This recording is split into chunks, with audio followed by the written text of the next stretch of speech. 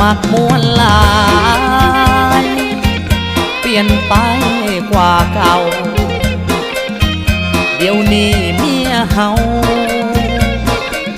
เอาความมวนนำหนามีแต่อยากสร้างสรรค์จัดงานเฮฮาเอาเครื่องเสียงออกมาส่วนหาหมู่มาซุ่มเบิ่งการแต่งโตออกให้โซลืมทุกลิ้นตั้งแต่เฟซบุ๊ก